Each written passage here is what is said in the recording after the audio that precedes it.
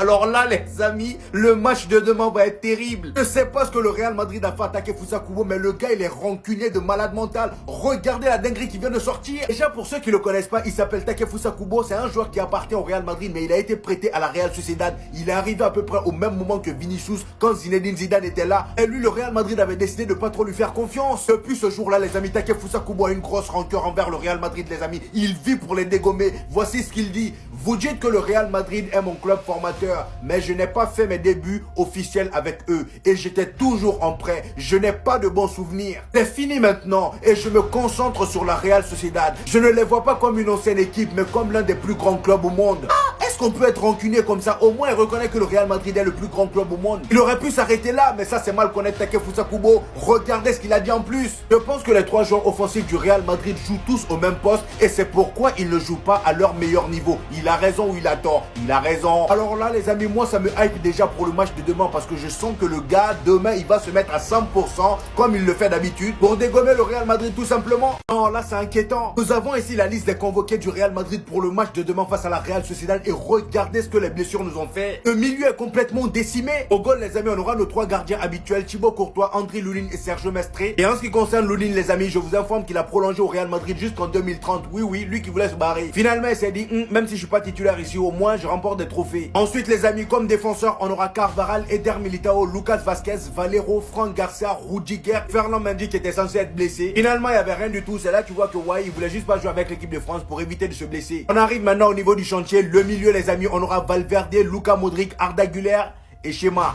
C'est qui lui encore? Comment ça, schéma? Carlos Ancelotti aussi, franchement, on sait que t'aimes pas prendre les joueurs de la Castilla, mais là, on n'avait pas besoin d'un schéma. Je sais même pas qui c'est, je l'ai jamais vu jouer, j'espère au moins qu'il est bon. Et en ce qui concerne Tchouaméni, les amis, Carlo Ancelotti a jugé qu'il était trop tôt pour le faire jouer. Et pour terminer, les amis, en attaque, on a Vinicius, Kylian Mbappé, Rodrigo, Endrick et Brahim Diaz. Et en parlant de Brahim Diaz et Kylian Mbappé, apparemment, ils sont devenus meilleurs amis. Brahim Diaz et Kylian Mbappé sont très proches à l'entraînement du Real Madrid. Ils se mettent souvent ensemble lors des exercices. Le Français s'est trouvé son chouchou dans le vestiaire merengue. Comme par hasard, c'est un Marocain, Achraf Hakimi, il peut commencer à avoir chaud. Franchement, Kylian Mbappé, les Marocains, c'est une grande histoire d'amour. Mais c'est quoi cette dinguerie, wesh?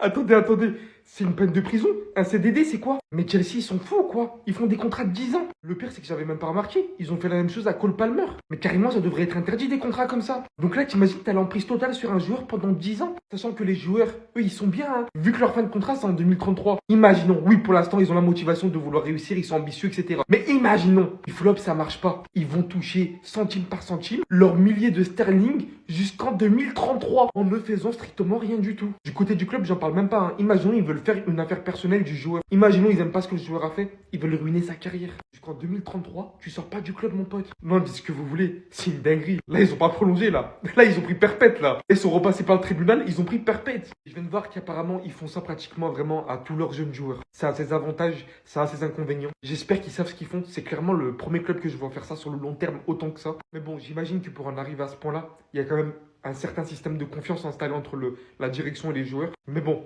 ça reste complexe. Vous étonnez même pas si vous entendez des dramas prochainement, hein. Ils se foutent de notre gueule. Clairement, j'espère que c'est une blague. Les gens pensent que le football est une activité agréable, mais parfois, on n'a pas envie. Pensez-y, se lever à 9h ou 10h du matin, porter un short et s'entraîner à la tactique et à la stratégie, c'est une vraie galère. On n'a plus envie de jouer au football après 20 ans de pratique. Tous les matins, je me lève à 2h du matin. Je vais dans mon commerce, je fais du pain. Tellement je suis fatigué, quand je rentre, je me réveille à 17h. J'ai la tête comme ça. Tout ça pour un SMIC. Et toi, tu me dis, se lever à 9h ou à 10h, c'est une vraie galère. Et en plus de ça, pour jouer au football et pour gagner des millions derrière, on n'est pas là pour envier qui que ce soit. C'est Dieu qui donne. Mais à un moment donné, arrêtez de vous foutre de notre gueule. Personne n'est jamais malheureux d'être dans ce secteur-là. Regardez cette déclaration à lui et comparez Ronaldo il y a une semaine qui disait « Je suis conscient de la chance que j'ai, beaucoup aimeraient être à ma place. La vraie pression, c'est pas pour ceux qui jouent au football, c'est pour ceux qui sont dans le champ de bataille. » Entre les soldats, à se battre entre eux. Faites pas passer le football pour le calvaire qu'il n'est pas. Il y a beaucoup pire dans la vie. Il y a des gens qui se tuent le dos tous les jours. Il y a des gens dans les hôpitaux qui supportent des trucs de ouf.